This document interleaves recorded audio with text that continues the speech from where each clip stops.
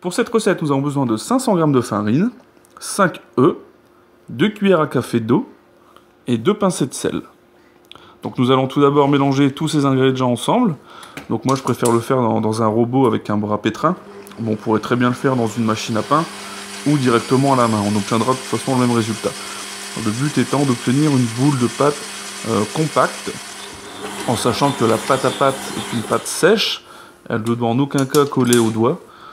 Si vous suivez bien la recette, il n'y aura même pas besoin de la fariner. Elle se tient très bien comme ça. Voilà. Donc une fois notre boule de pâte obtenue, on va la diviser en 2 pâtons. Ça sera plus facile à travailler. Donc moi pour cette recette j'utilise un laminoir qui est quand même beaucoup plus pratique. On pourrait très bien aplatir, baisser notre pâte avec un rouleau à pâtisserie, mais ça serait quand même relativement long. Donc au laminoir, tout d'abord en position 0. On va donc abaisser notre pâte une première fois. Voilà, comme ceci. Donc j'accélère un peu la vidéo parce que ça va prendre un peu de temps.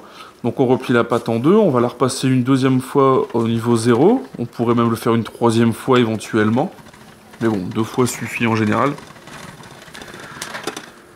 Donc ensuite, on va passer notre laminoir en taille numéro 3 pour l'élargir davantage. Donc on repasse la pâte dedans.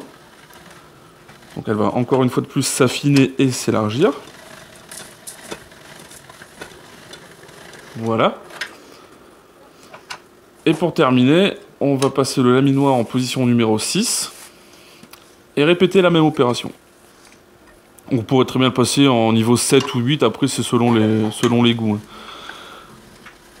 Donc en niveau 6, on repasse toute notre bande de pâte.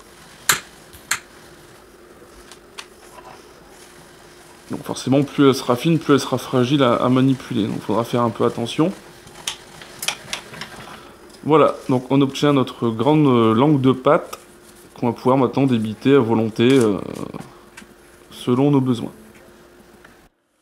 Si je garde ma bande de pâte telle qu'elle, je vais pouvoir y débiter des rectangles pour réaliser des lasagnes. Sur ce type de laminoir que j'utilise, un Marcato Atlas 150, je dispose de différents accessoires. Premier accessoire qui va lui me servir à réaliser des spaghettis. Donc de longs spaghettis bien réguliers que je vais pouvoir utiliser instantanément ou alors conserver sans problème. Donc j'ai pas précisé au début de la recette, au moment de mélanger tous les ingrédients, on pourrait très bien rajouter des colorants dans nos pâtes ou alors des épices telles que du piment de Cayenne, piment d'Espelette, pourquoi pas de l'origan. Après ça c'est votre imagination qui fera le reste. Mais tout est permis avec les pâtes. Donc second accessoire qui lui va me servir à réaliser des tagliatelles. Donc sur le même principe que les spaghettis, on pourra les conserver une fois qu'ils auront été séchés à l'air libre. Ça se conserve sans problème.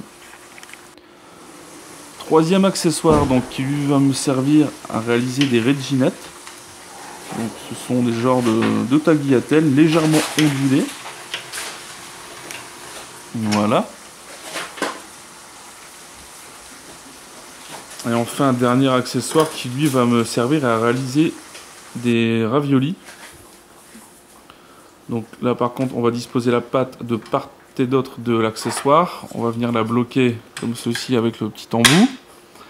Et à l'intérieur je vais incorporer ma préparation. Alors soit ma viande hachée, ma ricotta, peu importe, selon la recette. Après il ne reste plus qu'à mouliner pour obtenir nos raviolis. Dernière petite info pour la cuisson de vos pâtes, plongez-les donc dans l'eau bouillante salée pendant 3 à 4 minutes. Voilà, à bientôt!